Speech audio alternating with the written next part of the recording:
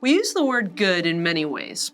We say things like, this book is really good, coffee is so good, and he really lived a good life.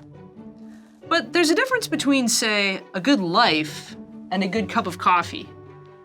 Our big question is, what makes a life good? So today, we're going to talk about what it means for something to be good in the first place.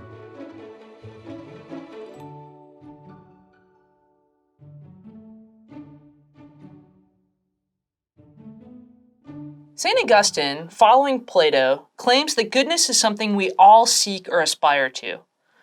Goodness, in other words, has a deep natural attraction.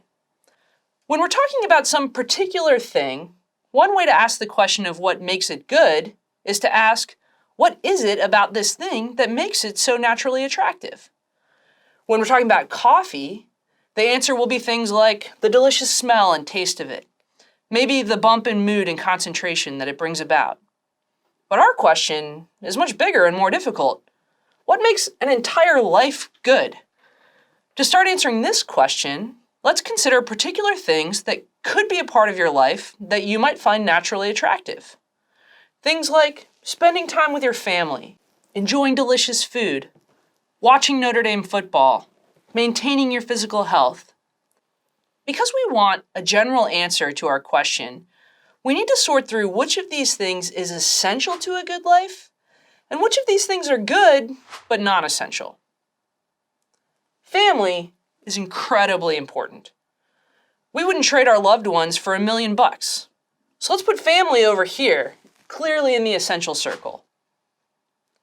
Virtually no one thinks that junk food, although it is really good, is necessary for a good life. So we're going to put junk food over here in the non-essential circle. Now it's time for a hard decision. Is watching Notre Dame football essential for living a good life? I don't want to alienate my base here, so I'm going to let you guys all decide that one on your own. It seems clear that maintaining physical health, at least insofar as it's possible for you, is essential to living well, so we'll put health over here in the essential circle. What we've been doing is sorting through some particular human goods. But the question philosophers like Aristotle, Plato, and Augustine were interested in is the question of what makes a whole life good. Now, this might seem like too big a question for us to even answer, but don't worry, we're actually already halfway there. Remember the circle of essential goods. According to one important philosophical tradition, a good life is just one in which all of these things are arranged in the right sort of way.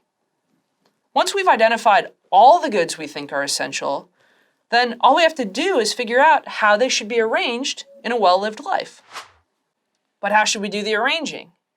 After all, life doesn't come with an instruction manual. For an Aristotelian philosopher, there are 3 concrete strategies you can use to start to figure out how to build your good life. First, you might already have an idea as to what the purpose or function of a human life is.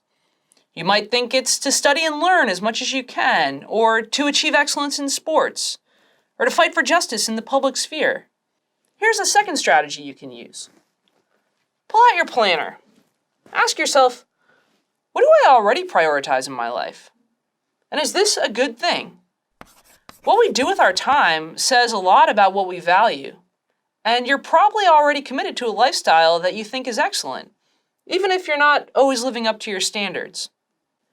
Finally, you might ask yourself the question, who do I know who is already living well? And what does his or her life look like? The key takeaway is this. There are various ways of trying to figure out what makes a life good. You've probably been experimenting with them for your entire life.